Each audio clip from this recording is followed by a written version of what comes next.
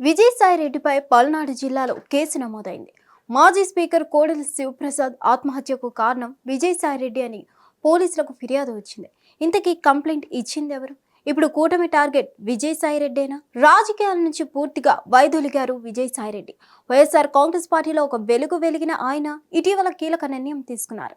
రాజకీయాల నుంచి తప్పుకుంటున్నట్లు ప్రకటించారు. ఇక నుంచి వ్యవసాయం చేసుకుంటానని తేల్చి చెప్పారు. అయితే ఈయన పొలిటికల్ రీ ఎంట్రీపై రకరకాల కథనాలు వస్తున్నాయి. ఈ తరుణంలో ఆయనపై తాజాగా పోలీసులకు ఫిర్యాదులు వచ్చాయి. గత కొంతకాలంగా వైఎస్ఆర్ కాంగ్రెస్ పార్టీ నేతలపై ఫిర్యాదులు, అరెస్టులు కొనసాగుతున్నాయి. సరిగ్గా ఇటువంటి సమయంలోనే విజయసాయిరెడ్డిపై ఫిర్యాదులు రావడం విశేషం. పల్నాడు జిల్లాలోని విజయసాయిరెడ్డితో పాటు నరసరావుపేట మాజీ ఎమ్మెల్యే గోపిరెడ్డి శ్రీనివాసరెడ్డిపై కేసు దాఖలైంది. దీంతో మరోసారి వెలుగులోకి వచ్చారు విజయసాయిరెడ్డి. వైసీపీ పార్టీ 2019లో అధికారంలోకి వచ్చింది.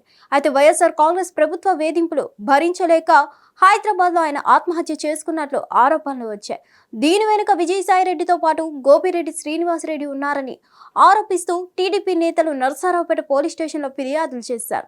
మాజీ స్పీకర్ కోడెల శివప్రసాదరావు, ఆయన కుమారుడు శివరామకృష్ణపై తప్పుడు కేసులు పెట్టించారని ఫిర్యాదులో పేర్కొన్నారు టీడీపీ నేతలు. వీరు పెట్టిన తప్పుడు కేసుల వల్ల కోడెల శివప్రసాదరావు ఆత్మహత్య చేసుకున్నారని ఆ ఫిర్యాదులో ఆరోపించారు. 2014లో టీడీపీ అధికారంలోకి వచ్చింది. నవ్యాంధ్రప్రదేశ్ శాసనసభ తొలి స్పీకర్గా కోడెల శివప్రసాదరావును ఎంపిక చేశారు. అయితే నాడు శాసనసభను బహిష్కరించారు జగన్మోహన్ రెడ్డి. ఆ క్రమంలో కోడెల శివప్రసాద్ రెడ్డి తీవ్ర ఆగ్రహం వ్యక్తం చేశారు వైఎస్ఆర్ కాంగ్రెస్ పార్టీ నేతలు. అయితే వైఎస్ఆర్ కాంగ్రెస్ పార్టీ అధికారంలోకి వచ్చిన తర్వాత కోడెల శివప్రసాద్ పై అనేక రకాల ఆరోపణలు వచ్చాయి. ముఖ్యంగా మాజీ రంజీ క్రికెటర్ నాగరాజు లంచం ఇచ్చినట్లు ఆరోపణలు చేశారు. అదే నాగరాజు కోడెల శివప్రసాదరావుతో పాటు ఆయన కుమారుడిపై ఫిర్యాదు చేశారు. అటు తర్వాత కోడెల శివప్రసాద్ ఆత్మహత్య చేసుకున్నారు. అయితే నాగరాజు, విజయసాయిరెడ్డితో పాటు గోపిరెడ్డి శ్రీనివాసరెడ్డి తప్పుడు కేసులు పెట్టించారని తాజాగా టీడీపీ నేతలు ఆరోపిస్తున్నారు. ఆ ముగ్గురిపై ఇప్పుడు నరసరావుపేట 2 టౌన్ పోలీస్ స్టేషన్లో ఫిర్యాదు చేశారు టీడీపీ నేతలు. ఈ ముగ్గురిపై కేసు నమోదు చేసేందుకు పోలీసులు సిద్ధపడుతున్నారు. అయితే తాను కోడెల శివప్రసాద్తో పాటు ఆయన కుమారుడిపై తప్పుడు కేసులు పెట్టానని నాగరాజు చెప్తూ ఫిర్యాదులు వెనక్కి తీసుకున్నారు. అయితే వరుసగా వైసీపీ నేతలపై టీడీపీ శ్రేణులు ఫిర్యాదులు చేస్తున్నాయి. ఆ ఫిర్యాదులను అనుసరించి పోలీసులు అరెస్టులు కొనసాగిస్తున్నారు.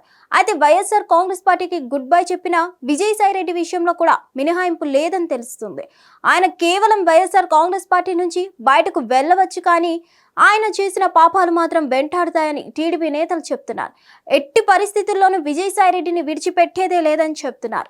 మరి ఏం జరుగుతుందో, ఎలాంటి పరిణామాలు చోటు చేసుకుంటాయో చూడాలి. హిట్ టీవీ యాప్, ఇందులో short news, live news, entertainment shows, movies, digital magazines తో పాటు మీ జిల్లా వార్తలను కూడా ఫ్రీగా చూడొచ్చు. అంతేకాదు కేజీ నుంచి పీజీ వరకు విద్యార్థులకు స్కాలర్షిప్ కూడా అందిస్తున్నాం. ప్రతి వారం 10 మందికి లక్కీ డ్రా ద్వారా ఒక్కొక్కరికి 10,000 రూపాయలు అందిస్తున్నాం.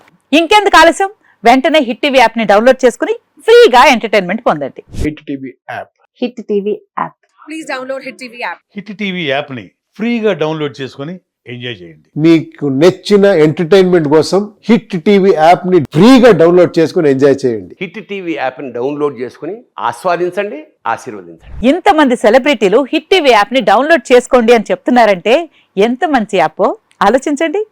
అమెరికా అమెరికా అమెరికా అమెరికాలో చదవాలనుకునే వాళ్ళకి విశ్వసనీయమైన పేరు మన శౌర్య కన్సల్టెన్సీ.